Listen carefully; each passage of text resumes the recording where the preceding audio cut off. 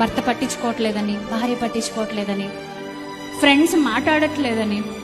మొన్నటిదాకా బాగానే మాట్లాడేవారండి, కనీసం ఒక్క ముక్క కూడా చెప్పకుండా నా ఫోన్ బ్లాక్లో పెట్టేశారేంటని ఏడుస్తూ కూర్చోవద్దు. ఒకటి గుర్తుపెట్టుకోండి, ఎప్పుడు సహాయం కోసమే కాదు, స్నేహం కోసమే కాదు, ప్రేమ కోసమే కాదు, ఆత్మీయత కోసమే కాదు, ఎవరి దగ్గర వెళ్ళి చెయ్యి ఇలా పెట్టకండి ప్లీజ్. ఎప్పుడు కూడా మీరు ఇచ్చేవారిగానే ఉండాలి. మీ చెయ్యి ఎప్పుడు ఎలా ఉండాలి? ఇలాగే ఉండాలి.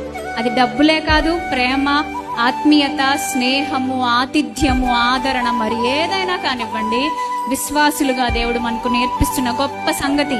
మనం ఎప్పుడు ఇలా కాకుండా ఇలా ఉండాలి. అన్ని ప్రభు మనల్ని అలా నిలబెడుతున్నాడు, మనల్ని అలా నిలబెట్టి నడిపిస్తున్నాడు. అందుకే దేవుడు మనకు అనేక పాఠాలు నేర్పిస్తున్నాడు. స్నేహితులుగా మనం ప్రభుకి దగ్గర అవుదాం. ఆయన ఇచ్చిన పిలుపుని పట్టుకుని ముందుకెళ్దాం. ఆయన ప్రేమిస్తున్నాడు, గద్దిస్తాడు, హక్కును చేర్చుకుంటాడు. Because he's a real friend.